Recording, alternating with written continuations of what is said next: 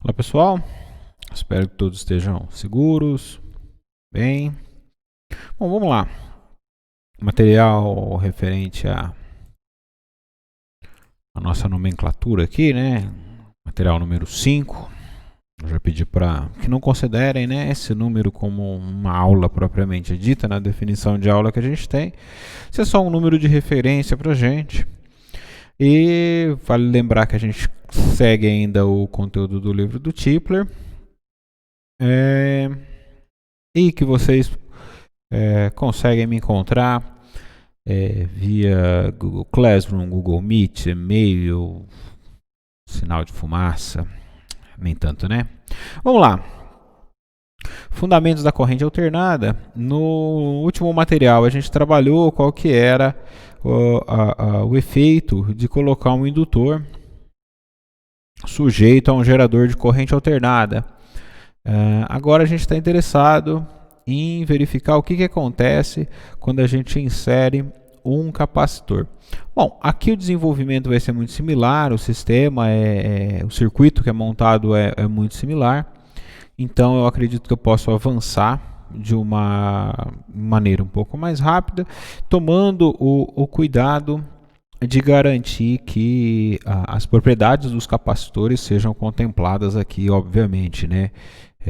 O capacitor e o indutor têm funcionamentos diferentes e efeitos diferentes, mas a fim de cálculo aqui vocês vão ver que as contas são muito parecidas. Então, o que a gente vai estar fazendo é conectando um capacitor a um gerador de corrente alternada, e ao fazer isso, nós devemos notar que o potencial, a diferença de potencial no capacitor, ele vai ser dada pela carga dividido pela capacitância. Então, se a gente considerar o circuito que está apresentado, o nosso PDF, eu não sei o que acontece, gente, mas que azul é vermelho, vermelho é azul, então não se prendam às cores. E se eu falar vermelho no lugar de azul, azul no lugar de vermelho, entendam que a captura de tela aqui no programa que eu estou usando, ele faz uma inversão em relação à cor vermelha, aparece no vídeo como azul e azul aparece no vídeo como vermelho. De qualquer forma, lembrem que eu estou seguindo o PDF. Vamos lá. Então, perceba que há um circuito, né, com esse gerador de corrente alternada. Aqui o livro novamente vai falar que há um circuito em série com o capacitor. A gente entende que é um circuito em série, porque a mesma corrente atravessa os elementos, né, do meu circuito, mas a gente pode entender também como um circuito em paralelo, porque a tensão, né, é a mesma imposta para todos os elementos do circuito. Bom, nesse caso, como no caso anterior, né, o capacitor ele vai estar sujeito à força eletromotriz imposta pelo gerador. Então, essa diferença de potencial no capacitor ele vai ser igual à força eletromotriz de pico, cosseno de ômega t, já que é um gerador senoidal, que vai ser igual a tensão de pico. Me desculpem, porque aqui tem uma imprecisão, né? Esse C não deveria estar aí, né? Hoje.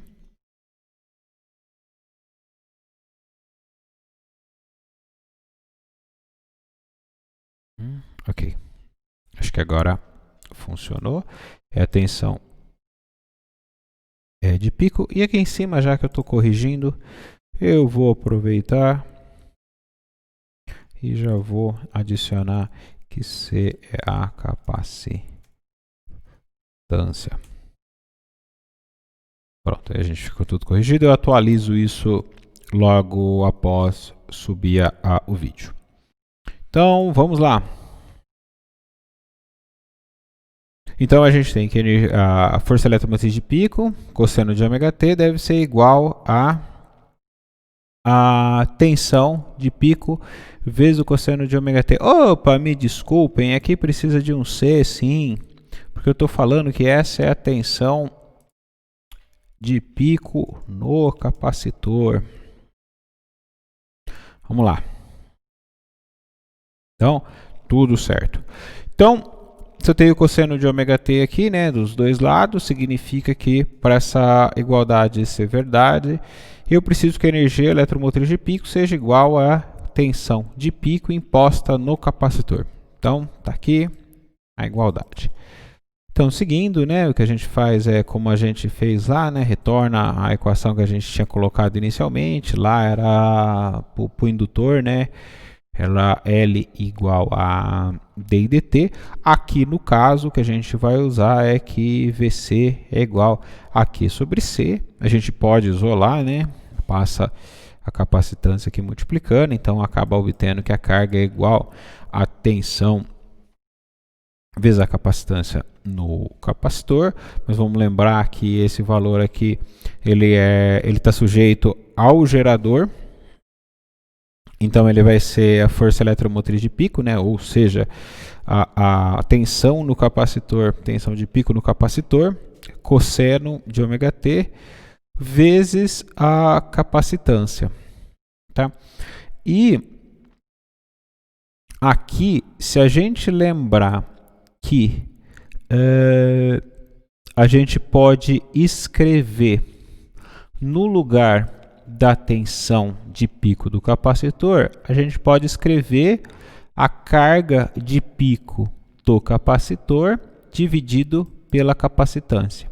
E aí a gente simplifica aqui e acaba ficando que a carga no capacitor ela é igual à carga de pico vezes o cosseno de ômega t. Uma vez que a gente tem o cálculo da carga, né, a gente consegue definir a carga no capacitor para essa corrente alternada, a gente consegue, para esse gerador de corrente alternada, a gente consegue calcular então qual deve ser a corrente, tá? A corrente do que está passando ali pelo meu circuito, que está sujeito a só um capacitor, isso mesmo. Então minha corrente vai ser igual a dq dt, né? Então meu Q ele é Q de pico cosseno de ômega t. Então o que eu preciso fazer é derivar. Q de pico é uma constante, né? Então continua aqui essa constante que multiplica a função trigonométrica. A derivada do cosseno da menos seno, aqui o pessoal de cursinho e tal gosta de usar derivada do cosseno é seno com sinal de menos, né?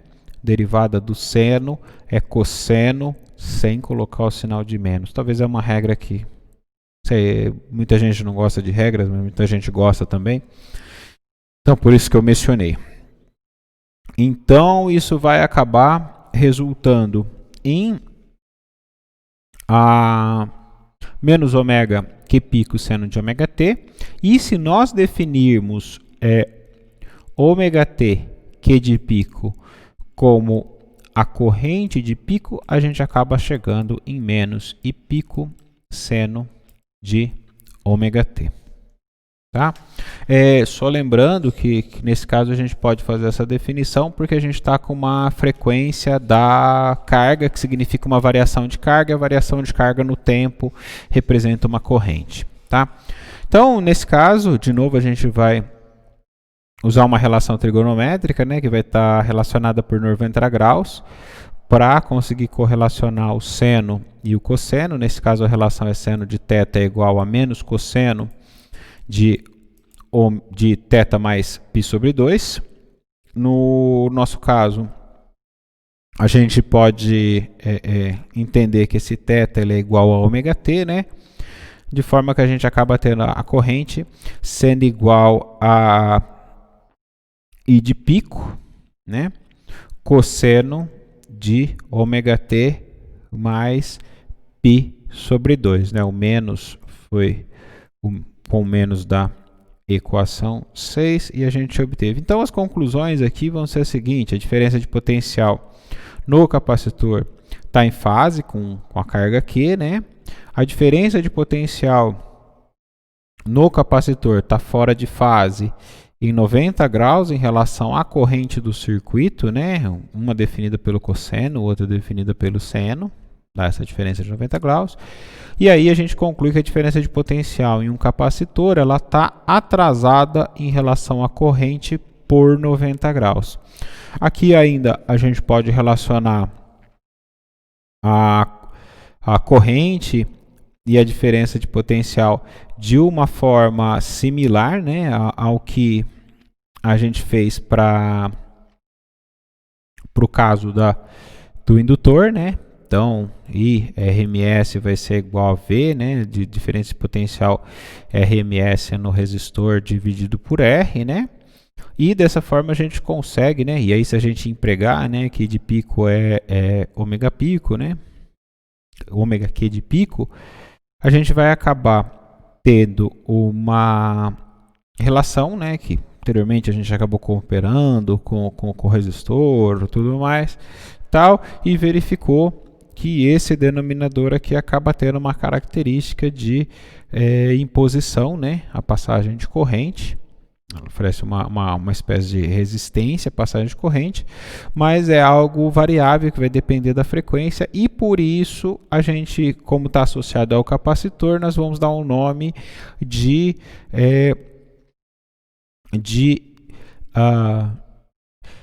reatância capacitiva, que é o que está aqui definido na equação 11. Então, assim como a resistência, né, a reatância indutiva, assim como a resistência e a reatância indutiva, a reatância capacitiva também vai ter unidade de ohms e como a resistência indutiva, a reatância capacitiva também depende da frequência da corrente.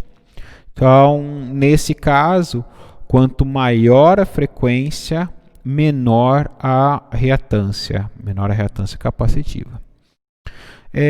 Também como foi visto, a gente pode aplicar a ideia de calcular a potência média, e se a gente fizer isso como exercício, né, eu recomendo que todos façam, a gente pode verificar que a potência média entregue num resistor em um circuito de corrente alternada é 0.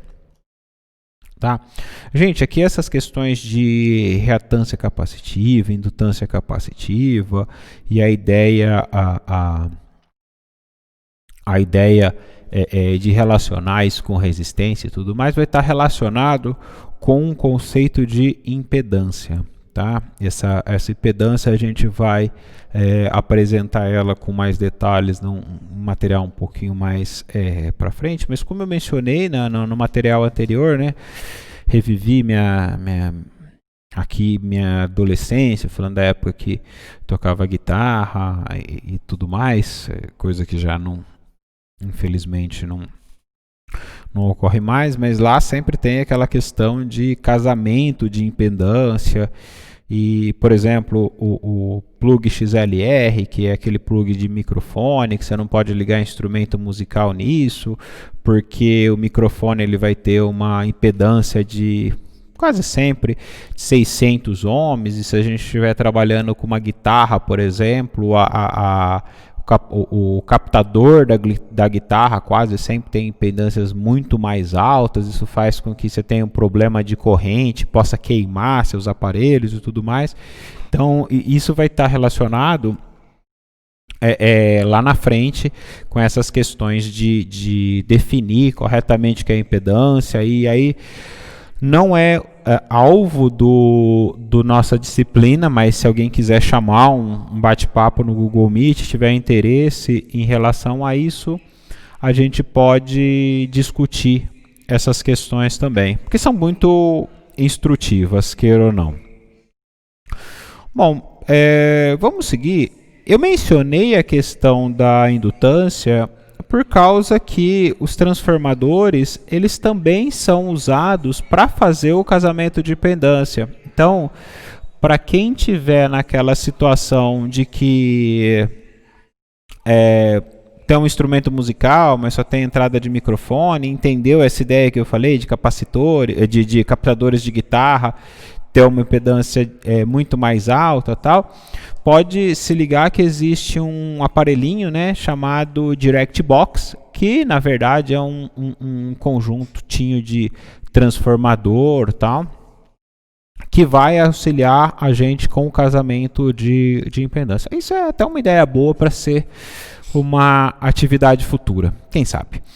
Bom, vamos lá. Qual que é a função? Bom, essa função do transformador no DirectBox, ela é uma função secundária, né? Vamos dizer que a função primária do nosso, ou principal, né, para não confundir com tensão primária, coisa que a gente já vai ver, a função principal do transformador é fazer uma mudança de tensão. Então, se a gente for pensar, por exemplo, na transmissão de energia elétrica, né? Se a gente for fazer uma transmissão, vamos supor, Itaipu, Marimbondo, a hidrelétrica que vocês quiserem, se a gente for transferir essa energia numa tensão de 110 volts, isso vai implicar que a gente use uma corrente muito alta. E eu acredito que eu já mencionei aqui, mas se não, reforço, a corrente elétrica muito alta, ou seja, a migração de muitos elétrons, exige fios de bitola mais de bitola maior, né, de maior diâmetro, porque a condução de energia elétrica, de corrente elétrica em condutores, está relacionada nos metais, né, condutores, com a camada de valência, com elétrons livres da camada de valência. Então, para a gente conseguir ter mais elétrons sendo transportados, a gente precisaria ter mais elétrons livres, né, a fim de não permitir colisões ali, ou seja, de não bagunçar muito o nosso sistema. E essa bagunça, né, essa colisão de elétrons ali é o que está resultando para a gente no que a gente chama de efeito Joule. Então, o que deve ser uma relação muito boa se a gente quer transferir uma determinada quantidade de energia, que a gente pode relacionar a potência com energia, né, porque a potência é energia no tempo. Uma das coisas que a gente pode fazer é, para não passar grandes quantidades de corrente, a gente não passar, mas ter uma diferença de potencial muito alta. E esse é o papel do transformador. A gente vai mudar a tensão a fim de conseguir economizar. Então, a energia, quando ela chega de uma hidrelétrica, ela chega em uma tensão altíssima, por isso tem as estações vamos dizer assim, de tratamento, né, as subestações, que vão ter os transformadores e que vão transformar elas para a nossa corrente de 110, 220, dependendo da localização. Até uma questão, né, que está na moda é que teve um interrompimento do fornecimento de energia no estado do Amapá, né, algumas cidades do Amapá, uma situação muito grave e muito triste, que eu gostaria de poder ajudar e eu gostaria que eles não estivessem passando por isso, infelizmente, e que está relacionada com uma subestação dessas que faz essa conversão, né, de tensões. Bom, vamos lá. Um transformador, então, ele é um dispositivo que ele é usado para aumentar ou reduzir a tensão de um circuito. Eu, quando era muito jovem, comecei a estudar eletrônica. Transformadores foi uma coisa que me encantou demais, porque eu pude... o pessoal jogava muito fora essas TVs, né, quando eu era criança, década de 80, 90. Essas TVs de tubo, né, TV de... Não de tubo, TV de válvula. E eles tinham esses trafos, né, que o pessoal chamava, que são esses transformadores, né, ou enrolados sobre o mesmo núcleo de ferro, ou como está nessa representação, né, um sistema aqui com um núcleozinho de ferro, ou duas bobinas ligadas pelo núcleo de ferro, né. aqui embaixo, e eu tive a oportunidade, foi um aprendizado fantástico, por isso que eu compartilho com vocês, de conseguir comprar na época uma furadeira à manivela e adaptar ela para conseguir enrolar essas bobinas e fazer adaptadores, né? O que seria hoje o que a gente usa para o celular, para ligar o celular na tomada e passar a tensão de 110 para 5 volts, e depois fazer também a questão da filtragem, né, com diodo e capacitores, que é uma outra coisa também, né? Se alguém tiver interesse em ver essa questão de retificação de sinal, como que a gente converte uma corrente alternada em corrente contínua, quais seriam os circuitos que a gente usa para isso, eu fico à disposição também, e eu só não vou entrar em detalhes aqui dessas construções, porque elas não estão na ementa do programa. De qualquer forma, é algo que me encanta demais. Então vamos lá. O transformador ele vai consistir de um núcleo, né? Quase sempre um núcleo de ferro, porque tem que ser um material magnético que permita um fluxo magnético. Aqui onde você tem um conjunto de espiras de um lado, né? O lado onde vai entrar a gente vai chamar do conjunto primário, o lado onde vai sair desse conjunto de espiras é dado por é chamado de saída secundária, né? Com tensão secundária. Aqui vocês poderiam perguntar, e se eu ligar ao contrário? Ligar ao contrário, aqui passa a ser primário, o que era primário passa a ser secundário, ou seja, o sistema vai funcionar, e aí vai depender do número de voltas e da tensão imposta, mas essas relações a gente já vai visitar. E a gente poderia ilustrar um transformador desse pelos transformadores de distribuição que a gente encontra nas ruas, né? Que é uma construção um pouquinho mais, um pouquinho diferente dessa aqui, né? E que quase sempre tem essas aletas, né? Às vezes algumas maiores, outras menores, que são para circulação, né, de óleo, quando estoura, por isso dá aquela cor bonita, né? Que permite a refrigeração desse equipamento. Bom, vocês vão falar assim, mas se existe uma refrigeração, né, necessidade de uma refrigeração, qual que é a eficiência, né? Esses transformadores eles têm uma eficiência ótima de 90%, 98% ou mais. Na maioria das vezes eles são constituídos por um núcleo de ferro, né, para ter uma direção, né, a condução do campo magnético, de forma a perder pouco também, né, esse fluxo gerado por esse campo magnético. E o efeito que está por trás disso, né, a gente vai ter então o núcleo de ferro, as espiras, aqui, né, a hora que a gente passa uma corrente aqui, a gente gera um campo magnético, né, esse campo magnético vai fluir por esse núcleo de ferro, e então vai induzir uma corrente nesses outros conjuntos de bobina, de voltas, né, que a gente está dando com esse fio aqui. Claro, quanto mais fios aqui, né, a gente vai ter uma maior intensidade aqui, né, uma maior corrente, e por isso que a gente vai tentar estabelecer, né, nessa indutância mútua, a relação do número de voltas com a tensão. Então, se a gente considerar um transformador sujeito a uma diferença de potencial V1 na sua bobina primária de entrada, né, que tem N1 voltas, e com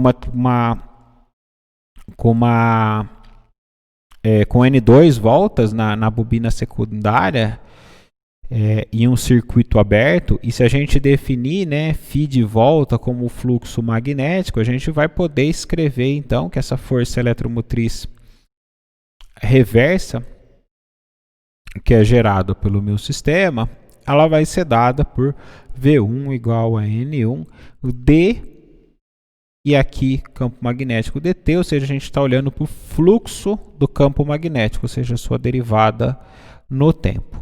Se não há fuga de fluxo, né, se nada se perde ali dentro daquele núcleo de ferro, o fluxo ele vai ser o mesmo para cada uma das voltas, né, da bobina. de ambas as bobinas, ótimo.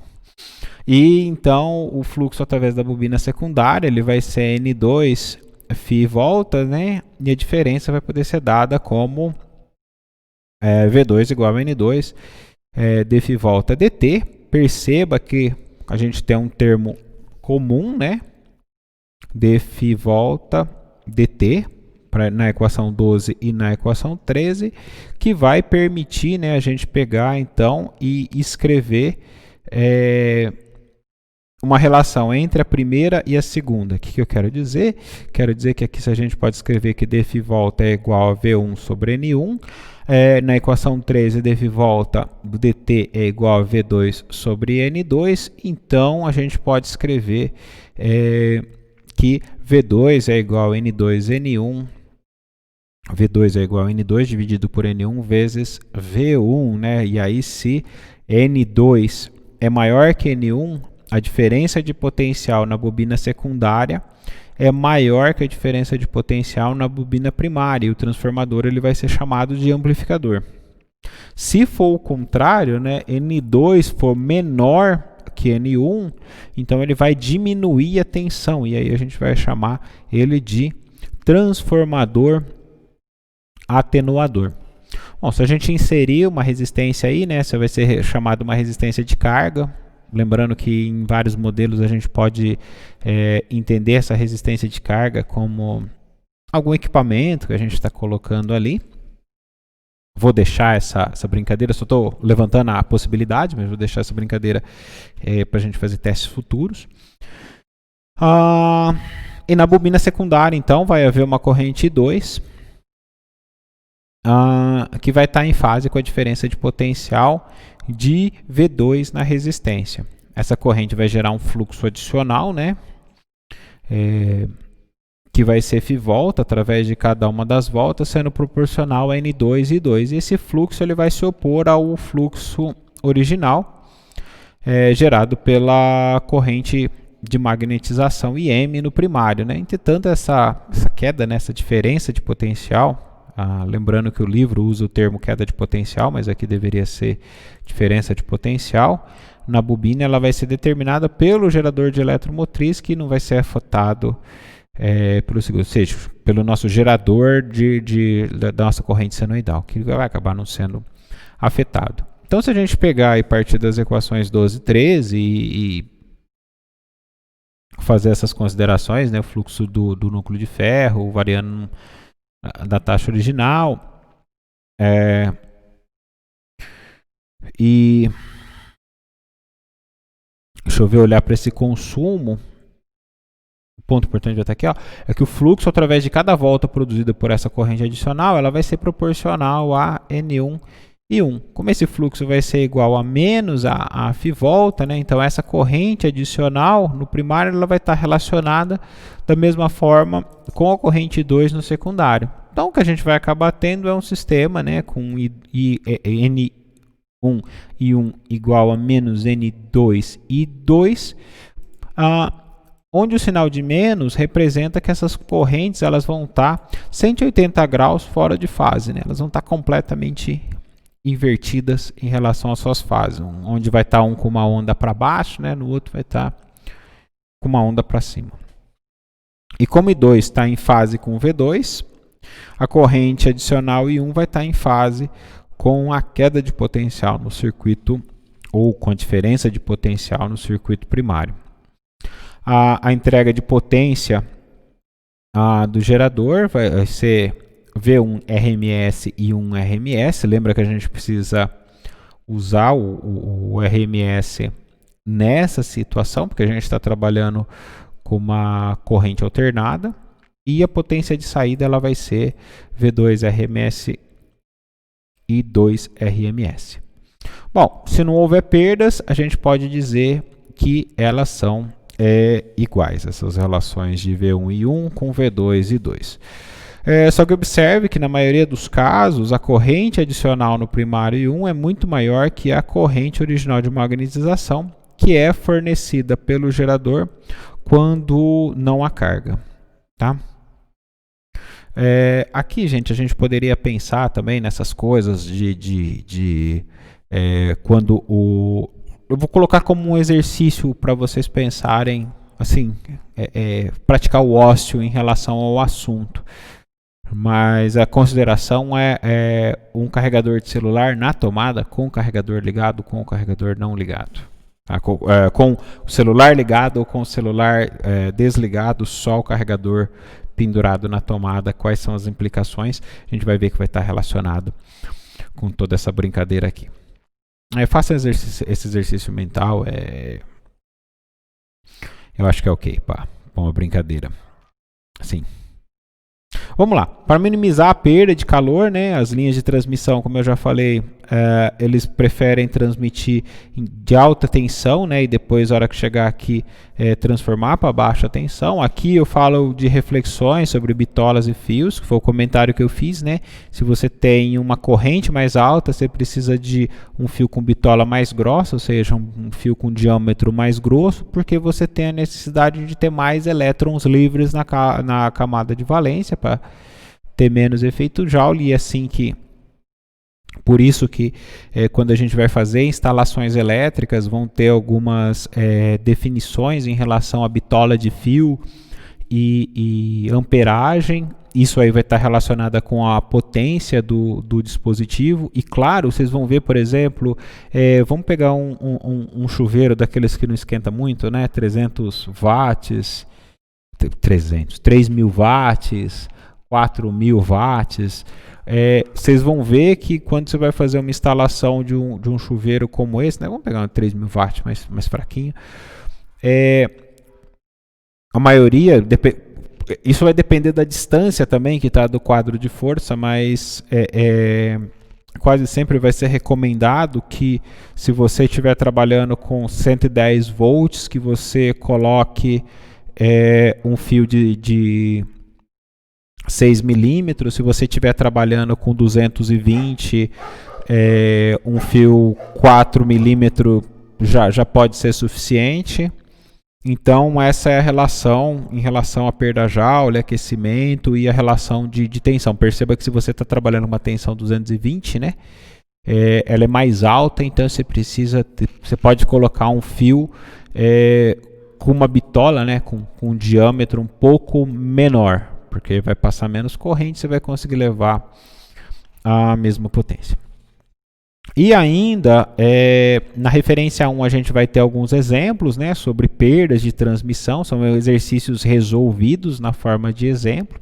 Eu recomendo para todo mundo ir fazer esses exercícios, porque eles são muito instrutivos.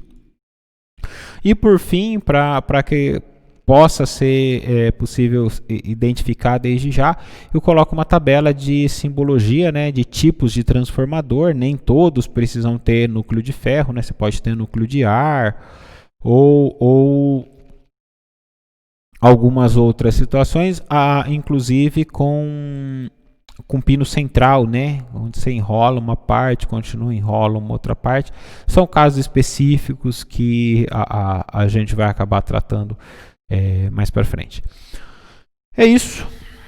Então, fico à disposição, caso de dúvida, caso de algum esclarecimento, caso tenha falado um pouco rápido aqui para fazer o conteúdo caber dentro do tempo estipulado, que é entre 20 e 30 minutos, então eu me coloco à disposição e até a próxima.